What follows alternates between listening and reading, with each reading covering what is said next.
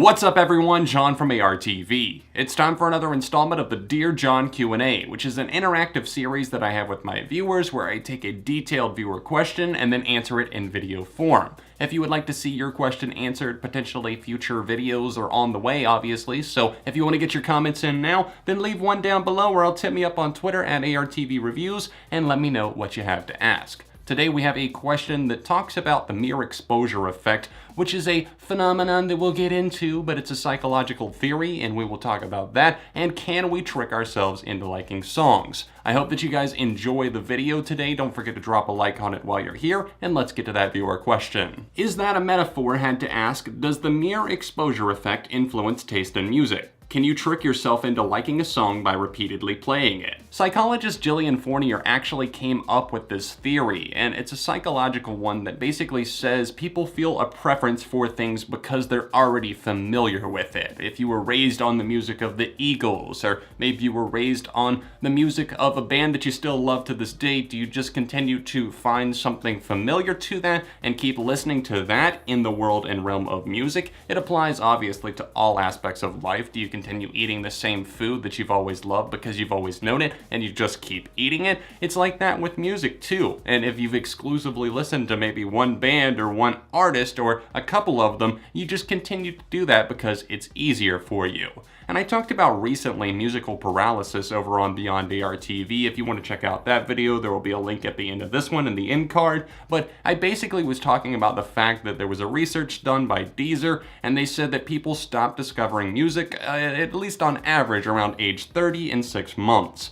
Now, musical paralysis basically says that you start to get familiar and comfortable over time with the music that you've listened to your whole life, and you stop discovering new bands, essentially. And with this theory, the mere exposure effect that's in psychology, it's something that I find to be kind of interesting because it is pretty true. Can you trick yourself into liking a certain song or album? Well, I think that the answer overall is yes, and I've found myself in that situation before. In fact, at this point, I try not to look at, glance at, listen to any other reviews or opinions or reactions to certain albums and songs, most I would say, because I don't want an outside opinion influencing my own. If you go over and look at Metacritic or something like that and you're reviewing an album yourself, and then you see that all of the scores are super positive and you were before maybe feeling pretty negative, you start to think, maybe I should like this too, and it messes with you. And I found this to be extremely true for myself, and it's not something where I try to cave to the pressure. I just have to fend myself off and say, go away, thoughts that are telling me that I should love this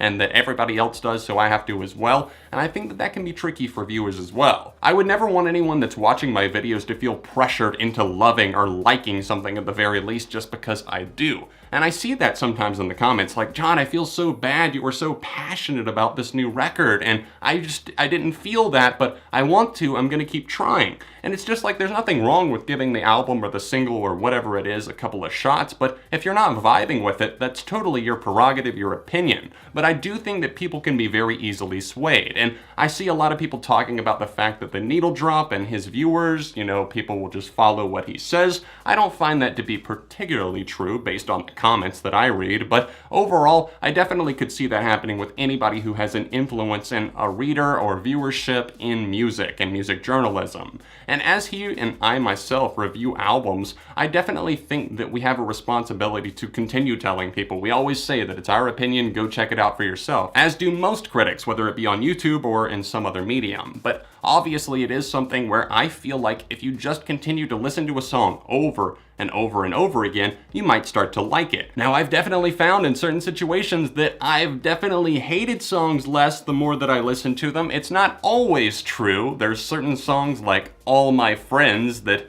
I know a lot of you know exactly what I'm talking about, and I just can't. No matter how many times I hear the song, it still sounds completely awful to me. Now, there's people that have told me that that song is great, and it doesn't really influence me because I find it to be that way, and I'm able to stand by my opinions, but a lot of people, they're just out there finding their music taste, and there's nothing wrong with that, and there's also nothing wrong with standing up and saying, you know what, I'm gonna have my own opinions, and I'm gonna form my own opinions based on what I like. I'll listen to this other opinion, but I'm gonna stand by what I have to say. Tricking yourself into liking certain songs, EPs, albums, books, movies, it's a slippery slope. below. Just don't let yourself get caught up in that, and try to take a second out and think about how you actually feel. If somebody tells you that, oh, this new song, Lucid Dreams, for example, that's taking the world by storm right now by Juice WRLD, it's the best thing ever. Now, if I say that I do like it, which I do, I hadn't really heard much about the song other than the fact that it was going viral, I listened to it and I actually genuinely enjoy it.